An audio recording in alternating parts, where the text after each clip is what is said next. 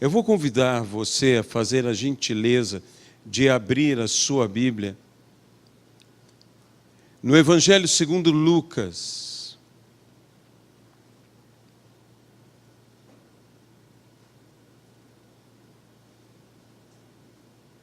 Evangelho segundo Lucas, capítulo de número 22.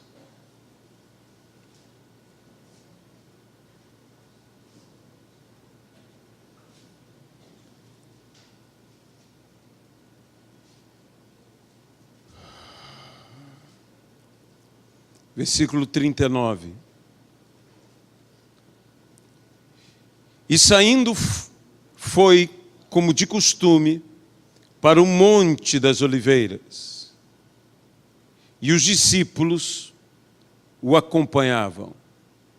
Chegando ao lugar escolhido, Jesus lhes disse: orai, para que não entreis em tentação.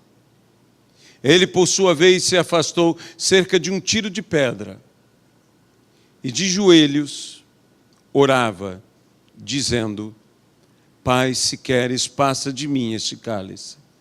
Contudo, não seja feita a minha vontade, e sim a tua. Então lhe apareceu um anjo do céu que o confortava. E, estando em agonia, orava mais intensamente. E aconteceu que o seu suor se tornou como gotas de sangue caindo sobre a terra. Levantando-se da oração, foi ter com os discípulos e os achou dormindo de tristeza. E disse-lhes: por que estáis dormindo? Levantai-vos e orai, para que não entreis em tentação. Senhor nosso Deus, abençoa a tua palavra em nossas vidas. Ajuda-nos, Senhor, a fazer a tua vontade plenamente. E desperta-nos, Senhor, para o orar e o orar intensamente. É o que nós te pedimos. No nome de Jesus Cristo. Amém e amém.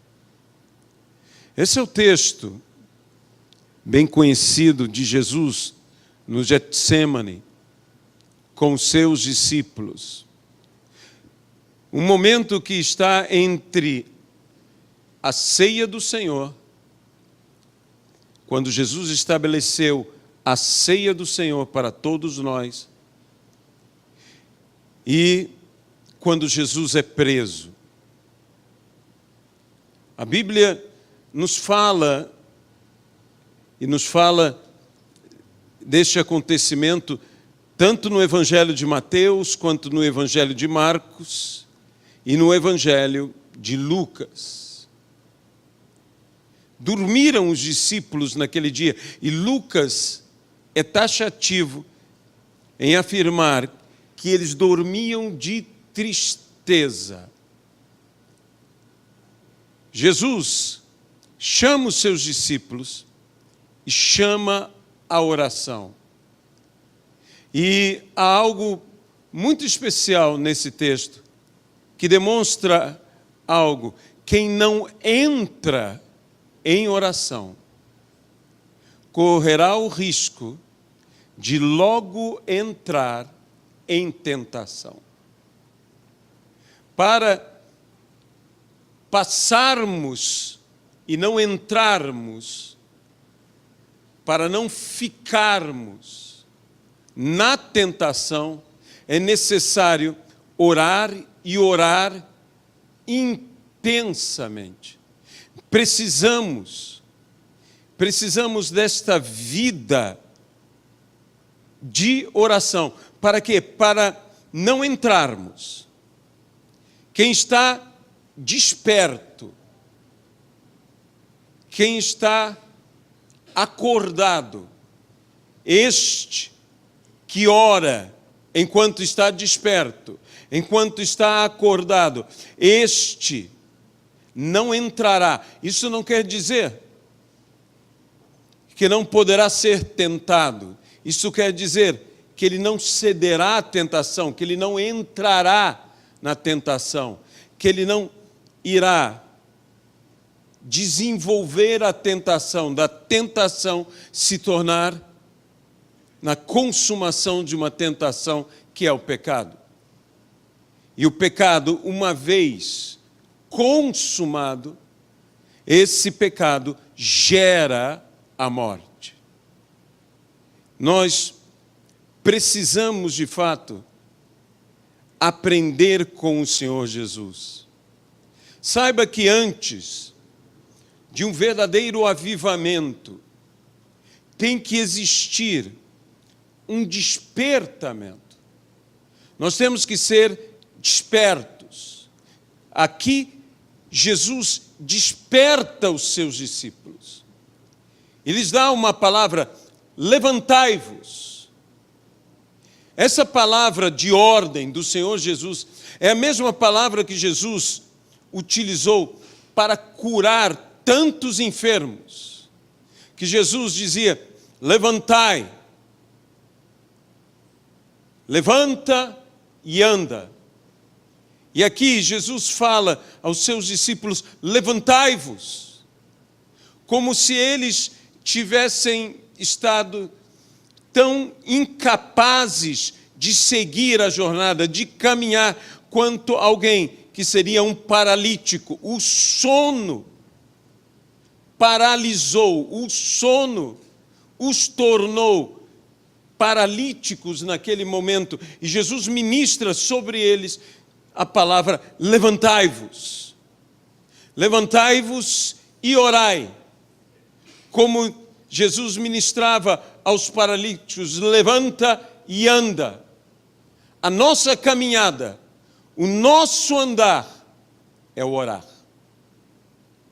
Tanto quanto para um paralítico, Jesus disse: levanta e anda, ele ministra a mesma palavra para nós: levanta e ora. Não há outra maneira de se andar, não há outra maneira de dar passos de fé, de se caminhar nessa vida e vida espiritual, senão orar. E uma das maiores tentações que podem existir é a tentação de ceder ao sono, é a tentação de não orar e apenas descansar. Não podemos ser aqueles que descansam. Havia motivo, havia uma desculpa para não orar, havia um motivo que muitos de nós poderíamos dizer: mas isso é justo, é um motivo justo. Havia motivo para dormir. Por quê? Porque eles estavam tristes, eles estavam deprimidos. E para se levantar dessa depressão, para poder vencer esse espírito que surge através da tristeza, Jesus disse: levantai-vos e orai, para que não entreis em tentação. Meus irmãos, eu não quero falar sobre as tentações corriqueiras, vulgares, comuns, que todos nós vivemos, que alguns têm uma área onde a tentação é mais intensa na sua vida sobre aquele tema do que para outras vidas que talvez nem tenham nenhuma inclinação àquele tipo de tentação. Mas essas tentações que têm um motivo de ser, essas tentações que têm uma desculpa para se concretizarem, essas tentações são talvez as mais perigosas das tentações, porque nos achamos no direito de ceder a elas, nos achamos no direito de entrar nelas, porque praticamente nos sentimos como empurrados para dentro dela. Deixe-me tentar explicar isso de uma outra maneira, com a história de um personagem bíblico, que para mim enfrentou diversas tentações, que eram tentações com motivo, tentações que tinham uma causa, tentações que alguém poderia dizer está no direito dele. Seu nome era José. José enfrentou em sua vida alguns tipos de tentação. Quando nós pensamos na tentação na vida de José, nós pensamos praticamente e somente naquela famosa tentação onde José foge,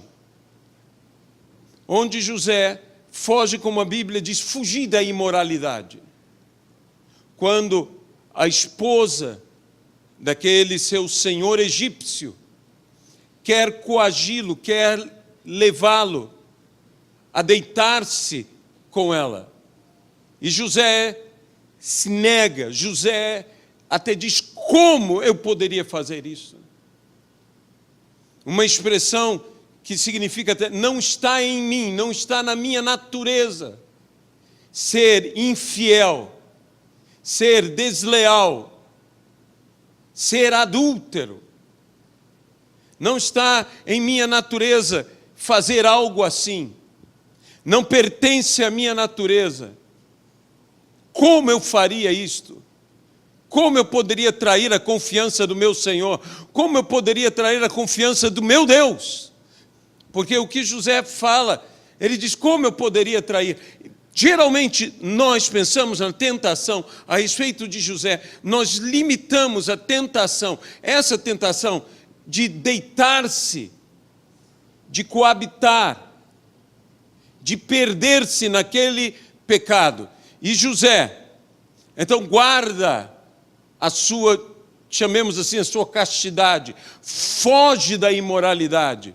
Sim, essa foi uma tentação, mas houve tentações maiores do que esta. A primeira que eu quero citar é a tentação da mágoa. José tinha motivos, e quanto mais os anos se passavam, mais ele tinha motivos para magoar-se da injustiça. A história de José, como os irmãos foram injustos com ele, como os irmãos fizeram mal a ele. Ele mesmo disse: o mal que vós intentastes fazer contra mim, Deus o transformou em bem. Para todas essas pessoas, não apenas para ele, mas para todas aquelas pessoas. Era na vida de José, como na vida de muitos de nós, nós dizemos: mas é justo, a minha indignação é justa, a minha mágoa é justa. Meus irmãos, isso é uma tentação que todos nós passamos. A tentação de uma indignação, a tentação de uma mágoa. Imagine os anos. Imagine José, depois de tudo que passou, ainda jovem, sendo levado e chegando ao Egito, sendo vendido, virando escravo. Cada dia de escravidão poderia ser um dia a mais de mágoa. Poderia José ter tornado o seu espírito amargurado. Quando ele interpreta os sonhos daqueles dois prisioneiros que com ele estavam na prisão, e diz a um: tu morrerás, e diz a outro: tu viverás, e é o que diz que tu viverás, ele diz: lembra-te de mim quando estiveres diante de Faraó. E o homem o esqueceu por 2 anos. 2 anos que ele poderia ter cultivado uma mágoa contra aquele homem, coberto de razão. Eu não estou falando de tentações que são apenas uma provocação das trevas. Eu estou falando da tentação de se ceder, porque temos o direito de ceder. Tem muita gente magoada, e se você for analisar a vida dela, ela está magoada com razão. E, meus irmãos, isso é uma tentação. E para mim é espantoso. Eu admiro a vida de José. Porque cada minuto, cada dia que ele viveu naquela escravidão, nós não estamos falando do José agora no posto alto, o segundo no Egito, nós estamos falando do José, escravo, José, irmão deixado, irmão ferido, irmão abandonado, irmão que poderia ter sido morto pelos próprios irmãos, motivo de sobra. Você concorda comigo? Motivo de sobra. Que você diria assim, mas com toda razão José tem que estar se sentindo assim. Se existe alguém que merece estar magoado, e magoado contra os outros, magoados contra o irmão, magoado contra o seu... Foi fiel. E como lhe pagaram a fidelidade? Com injustiça. Quantas vezes você tem sido honesto? Quantas vezes você tem sido íntegro? Quantas vezes você tem sido fiel? Quantas vezes você tem sido leal? E como te pagam? Com injustiça, com maldade, com ruindade. Ele não cedeu a esta tentação. E, meus irmãos, eu vou dizer uma coisa. Para mim, essa é uma das tentações mais difíceis de se vencer. Se você pensa que a tentação que José viveu com a esposa do seu senhor egípcio foi forte, esta tentação, ao meu ver, é ainda mais forte, porque o pecado está claramente diante de nós, mas nota, o pecado vem transvestido de um motivo justo.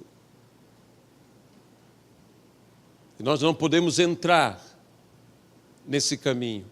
Mas essa não foi a maior tentação. Existia outra tentação que aconteceu na vida de José. Tão humilhado, tão massacrado, tão injustiçado, e de repente, exaltado, elevado, engrandecido, fortalecido, enriquecido. José agora está em posição de poder. E agora há uma outra tentação na vida de José, uma tentação que é a tentação da soberba, do orgulho, da altivez. A tentação que diz, mas eu mereço. A primeira tentação da mágoa diz, eu não mereço. Mas a segunda tentação, a da soberba, diz, eu mereço. Por tudo que eu passei, por tudo que eu sofri, por todo o mal que me fizeram, eu mereço. Que eu também me valorize um pouco. Você já conhece essa história? Que quando estamos embaixo, sendo pisados é uma coisa, mas quando estamos em cima, nos achamos até no direito de pisar em outros, porque afinal de contas, eu mereço. Eu fui um homem bom, eu fui um homem fiel, eu fui um homem íntegro. E espantoso para mim é como José, sendo o segundo no Egito, tendo a sua palavra como lei, sendo um homem que tinha autoridade agora sobre todos, sendo esse homem tão poderoso, não cede a uma tentação como essa. Sabe, muitos de nós estamos resistindo, estamos lutando contra diversos tipos de tentação. contra o adultério, contra a fornicação, contra a prostituição, que são pecados grosseiros, que vemos claramente que são pecado. Mas existem outras coisas. Quando o nosso coração começa a ceder, quando nós nos achamos muito importantes, quando de fato Deus nos coloca num lugar, Deus nos exalta, e ali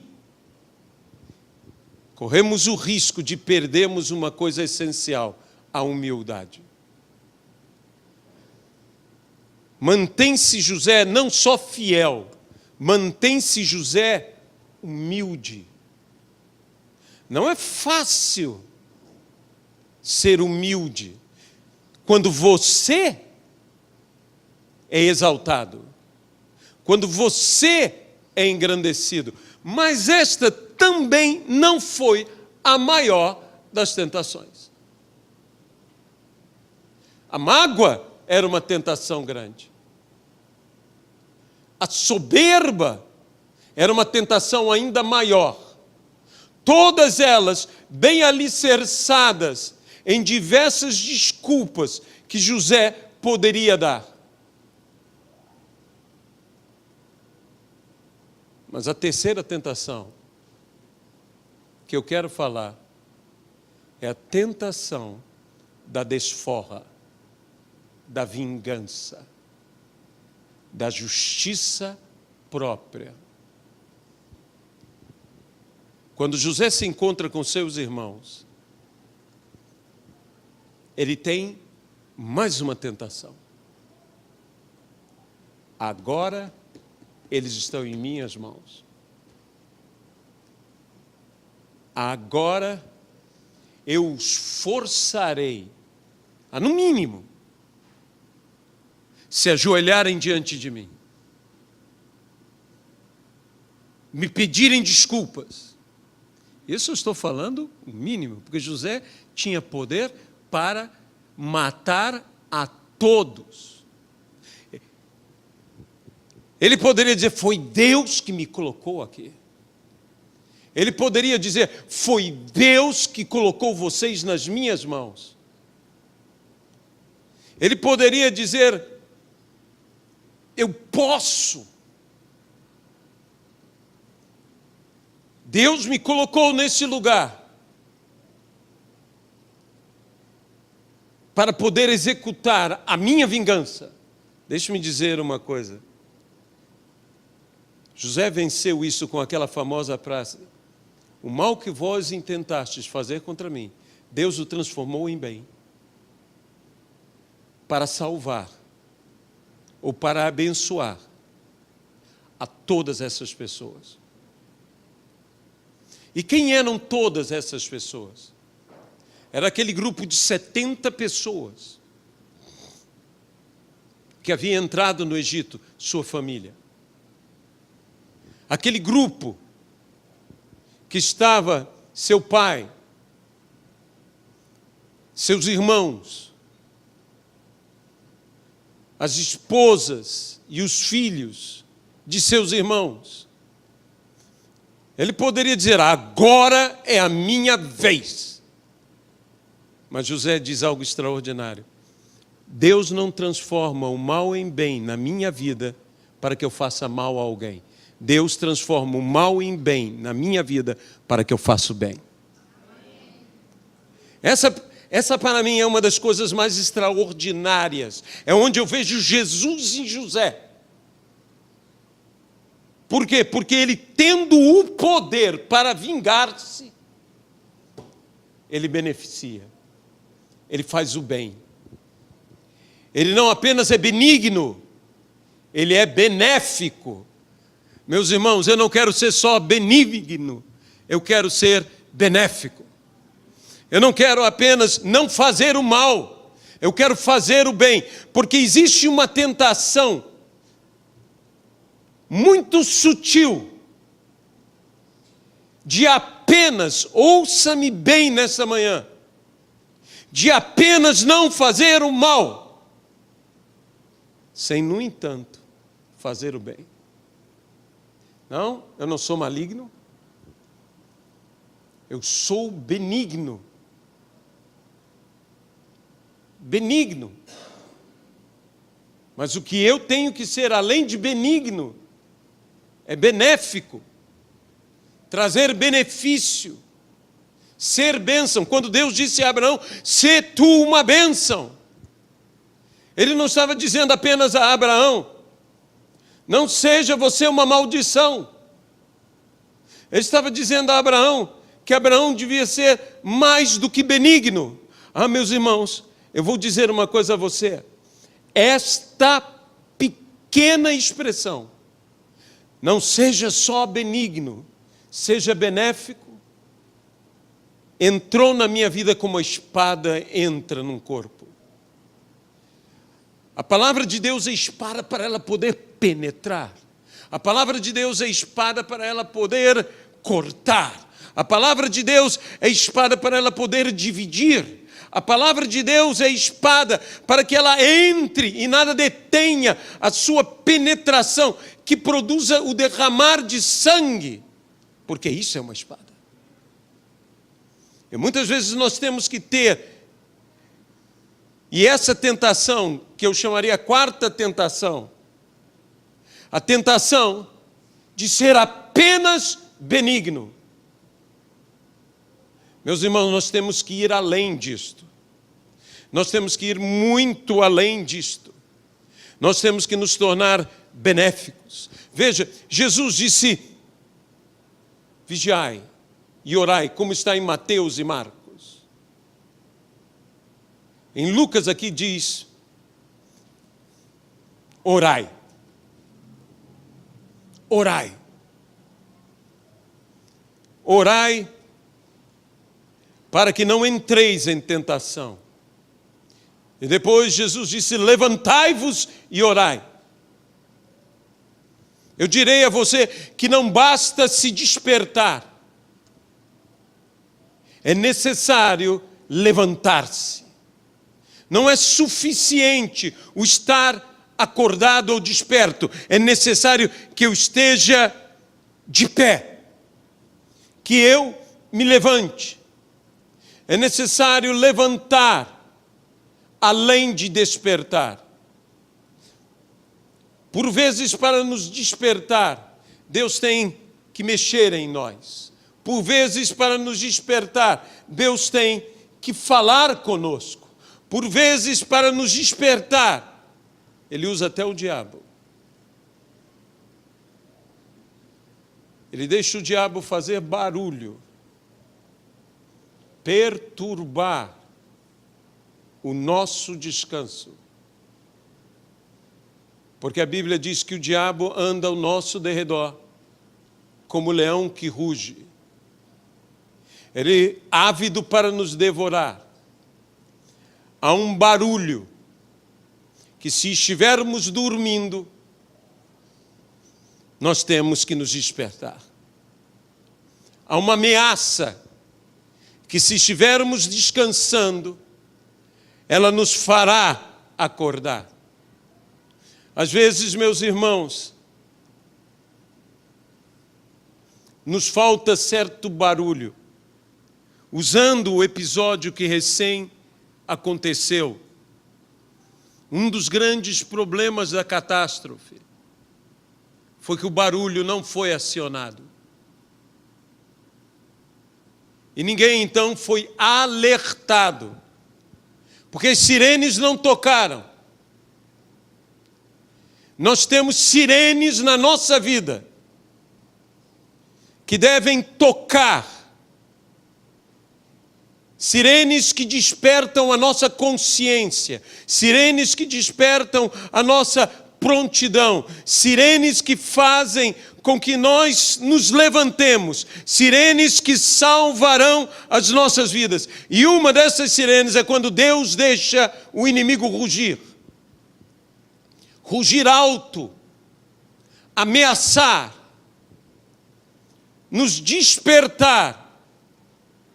Eu não estou dizendo que o diabo nos ajude, mas eu estou dizendo que por vezes Deus permite ao inimigo rugir ao nosso redor para que nós acordemos de uma vez por todas. Como é necessário que venhamos a orar. Como é necessário que venhamos a nos posicionar, que não venhamos a ceder. Como eu poderia dizer que Jesus,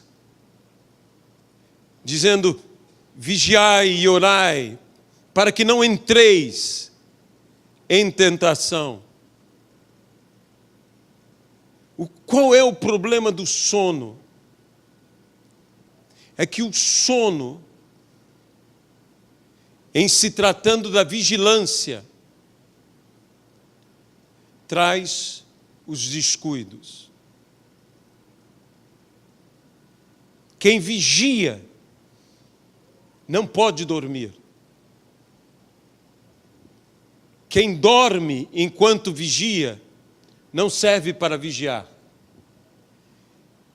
Se nós atendermos a isso que Jesus disse, vigiem para que não venham a ceder ao sono.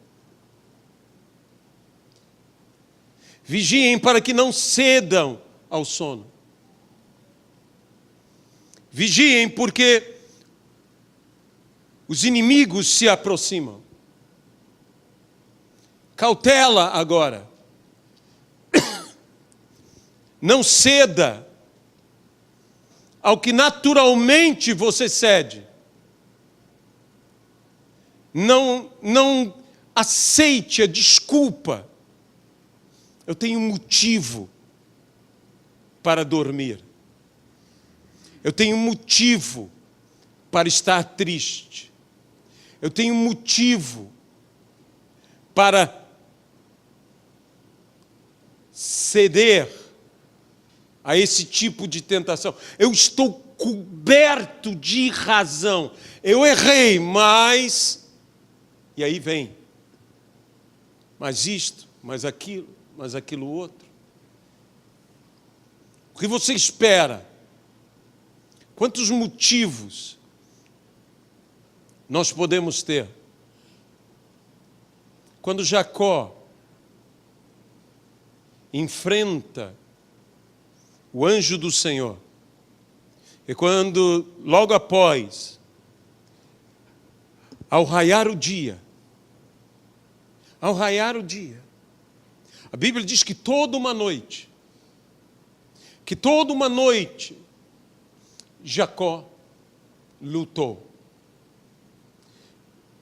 E diz o Senhor a Jacó, porque lutaste com Deus e com os homens e prevaleceste.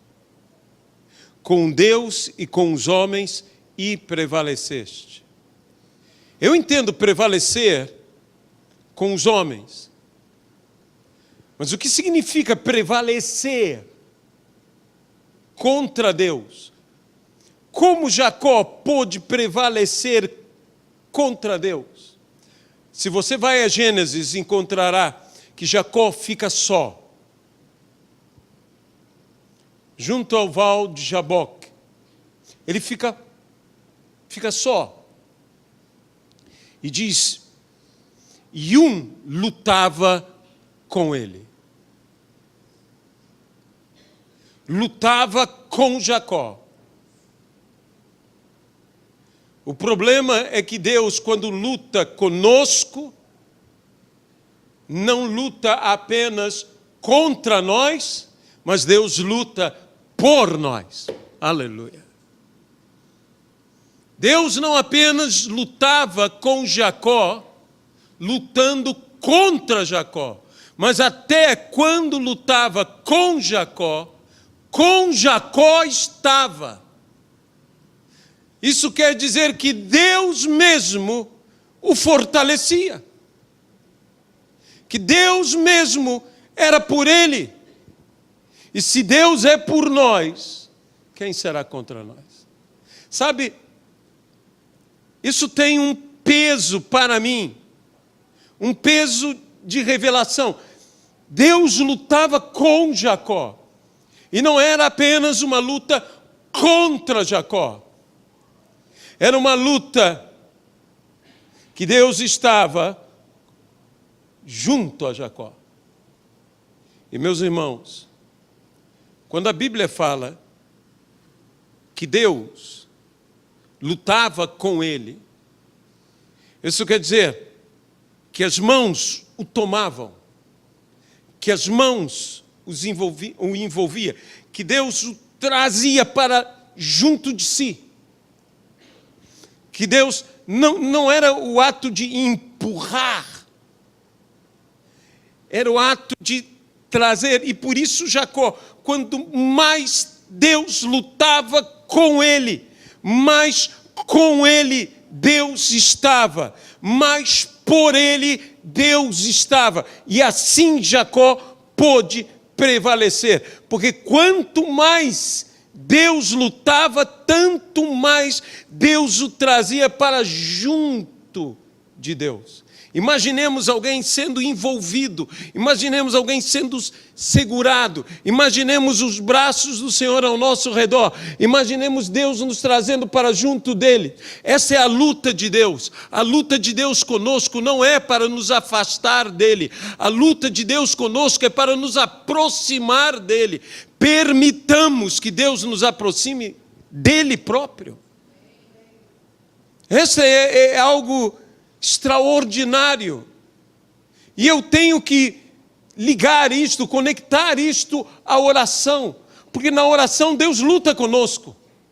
Na oração Deus está fazendo tudo para nos trazer mais junto dele, mais próximo dele. E nesse momento, ao raiar o dia, veja, ele não dormiu, ele ficou a noite inteira. Que resistência! Que resistência! Essa não foi uma vigília, como aquelas vigílias que nós costumamos a fazer. Uma boa leitura bíblica, bastante hinos, momentos de oração, mais uma boa leitura bíblica, bastante hinos, mais um momento de oração. E nós vamos assim, em um intervalozinho, vamos tomar café, vamos comer alguma coisinha, depois voltamos, uma leitura bíblica, bons hinos, uma boa oração. Isso foi uma luta. Não teve intervalo. Não teve descanso.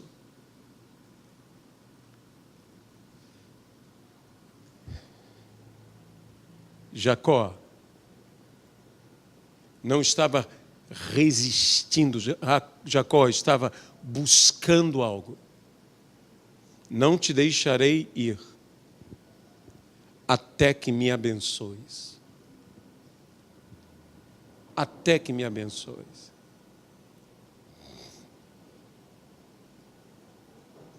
Quando Deus toca na articulação de Jacó, e ele fica manco,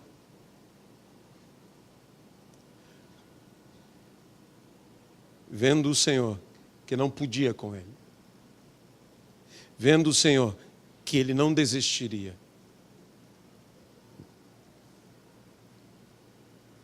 vendo o Senhor que Jacó não pararia. Sabe, o nosso grande problema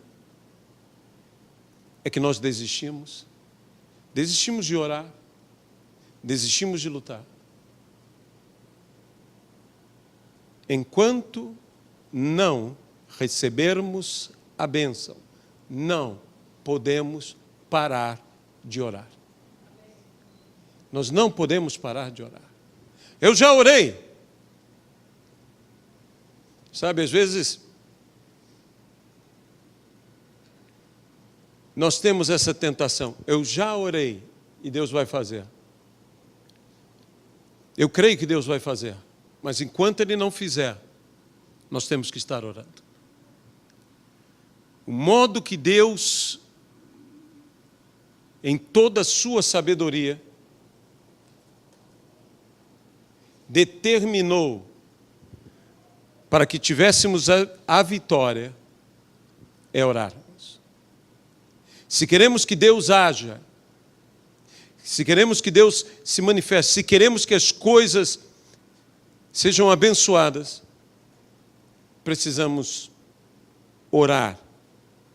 E orar de uma maneira intensa. Quanto mais Jesus agonizava, mais Jesus orava. E os seus discípulos, cobertos de razão, não oraram, dormiram. Eu não sei se eles em algum momento antes ou em algum momento oraram alguma coisa. Para mim, sim. Mas cederam à sua própria natureza, ao seu próprio cansaço. E dormiram. Meus irmãos, eu volto a dizer a você, não basta sermos benignos, temos que ser benéficos. Temos que orar mais intensamente, temos que nos fortalecer na oração. Temos que permitir que Deus nos traga ainda mais, que Deus nos envolva, porque Deus não deseja nos afastar dele. Eu volto a falar disso. Deus deseja nos aproximar de sua pessoa. A Bíblia nos diz, examine-se, pois, o homem a si mesmo.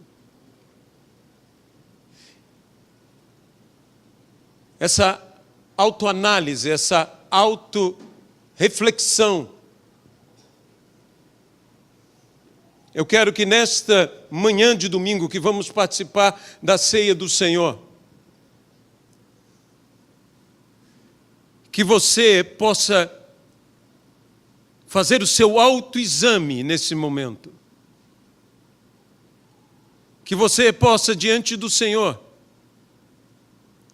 examinar todas as suas desculpas, todas as suas razões, todos aqueles posicionamentos que nós tomamos. Bem,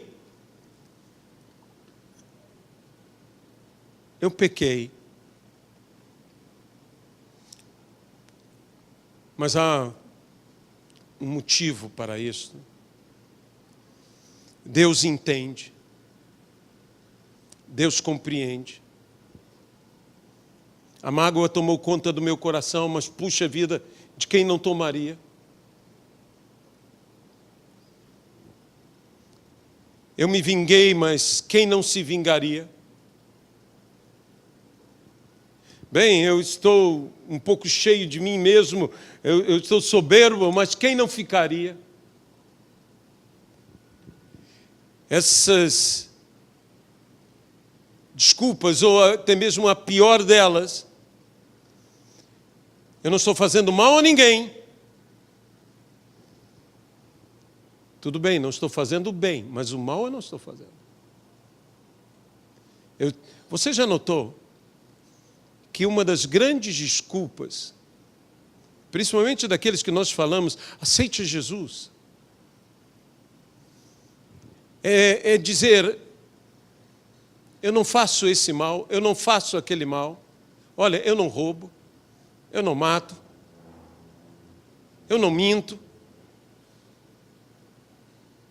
eu não faço mal.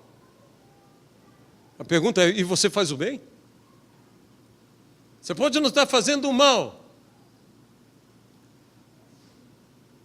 Como eu disse aqui há algum tempo, que o grande perigo do morno, que Apocalipse diz, tu és morno, e eu estou a ponto de vomitar-te, antes fosse quente, antes fosse frio, mas porque é morno, eu estou a ponto de te vomitar. É que o morno, quando se compara ao frio, se vê quente. Quando se compara ao quente, se vê frio. Mas ele não é nem quente, nem frio, ele é morno. Só que ele se ilude, porque ele vê a intensidade do outro lado, diante do que é frio. Diz, bem, eu sou mais quente. E sabe qual é o pior dessa tentação? É que isso é verdade. Que o morno é mais quente que o frio, isso é verdade. Que o morno é mais frio que o quente, isso é verdade. Mas ele é morno, e isso não muda o seu estado, porque ele é morno. E muitas vezes nós estamos nessa terrível tentação de dizer, sou benigno. Mas quando você é benigno e se compara ao maligno, você diz, bem, eu sou bom. Você não é bom, você apenas não é mau. E isso não é ser bom. Isso é apenas não ser mau. Não basta não ser mau. Nós temos que ser bons. Não basta ser benigno. Nós temos que ser benéficos. Benéficos ao nosso cônjuge. Benéficos aos nossos filhos. Benéficos aos nossos irmãos. Nós temos que ser aqueles que fazem o bem. E não apenas aqueles que não fazem o mal. Nós temos que ir além. Isso é viver o reino de Deus. O reino de Deus está nessa posição. Por isso, orar mais intensamente.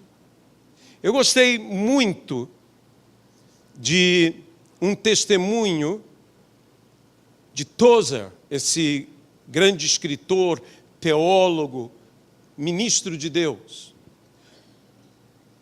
que ele diz,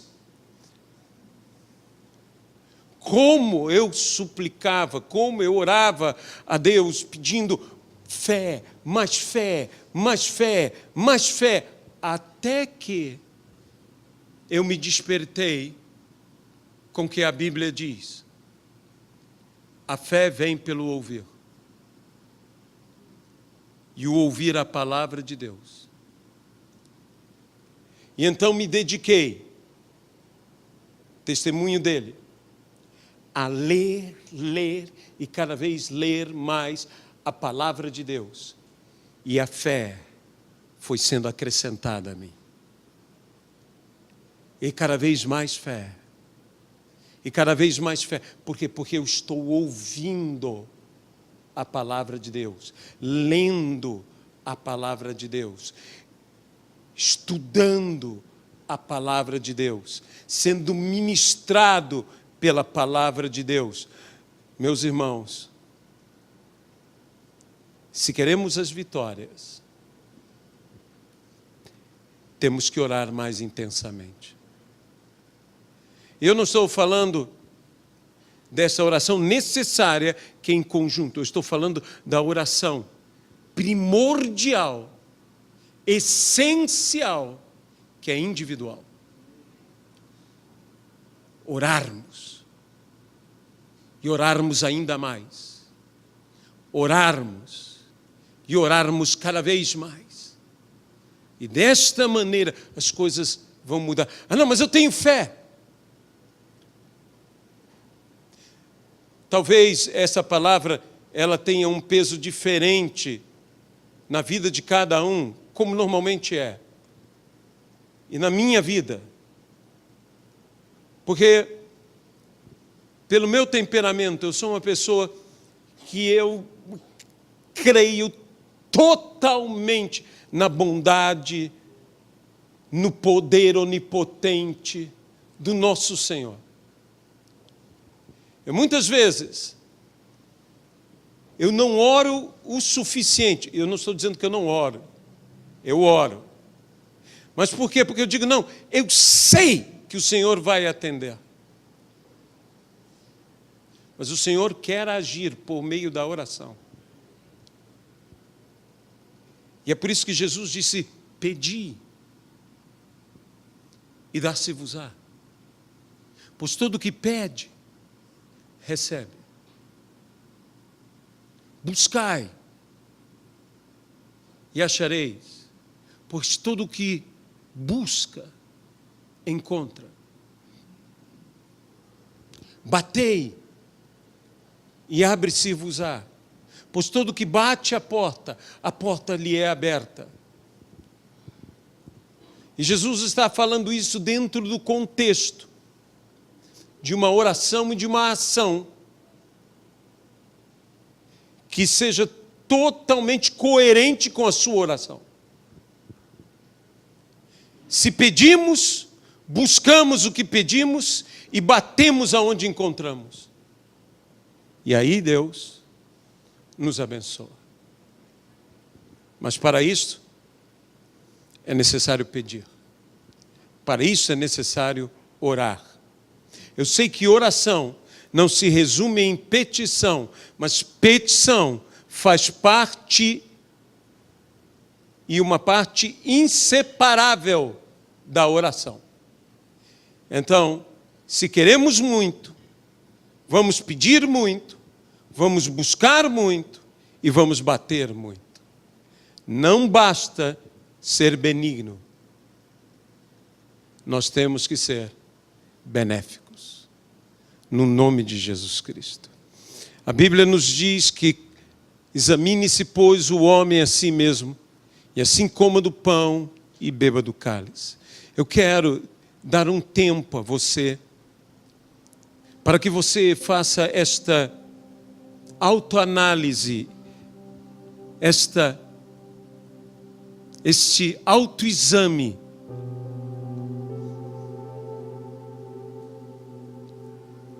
que você possa se colocar diante de Deus.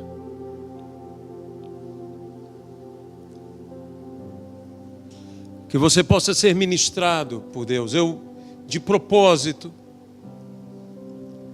falei da maneira mais objetiva possível essa palavra, para podermos ter tempo hoje aqui. Tempo na ceia, para não apenas tomarmos do pão, para não apenas tomarmos do cálice,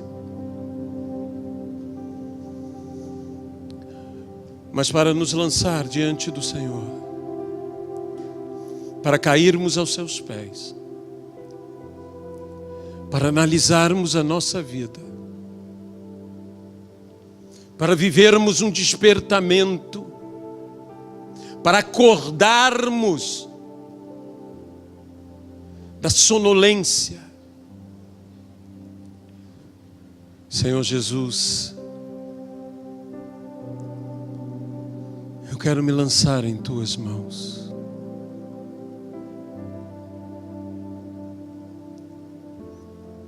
Nós queremos fazer a obra do Senhor da maneira que a obra do Senhor deve ser feita.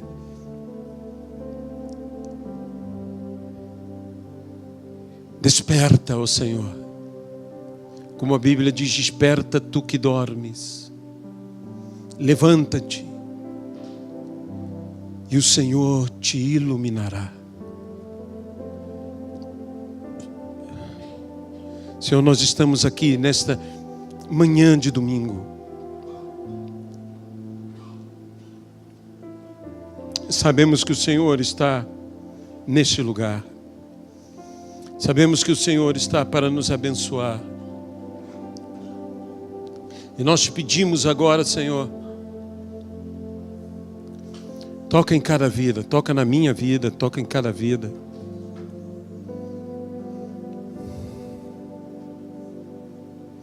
Vá ministrando sobre cada pessoa nesta manhã. Vai enchendo cada um de nós com teu Santo Espírito. Vai nos trazendo a um verdadeiro despertamento espiritual. Nós lançamos de nossas vidas todas as desculpas.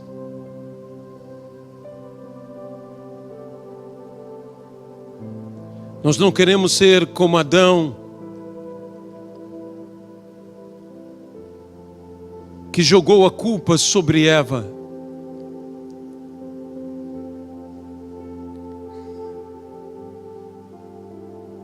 Eu comi, mas foi minha mulher que me deu. Eu errei, mas a culpa é de outro. Senhor, nós não queremos andar por esse caminho. Nós queremos confessar os nossos pecados. Nós não queremos entrar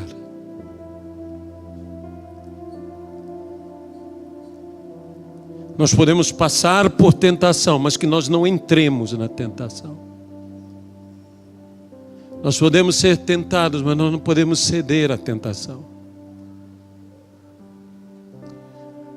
Aqueles teus discípulos, bem como nós, Senhor, temos entrado, temos cedido ao sono em nossas vidas. Temos nos justificado com desculpas infundamentadas. É pior, Senhor, às vezes temos desculpas tão reais, tão verdadeiras,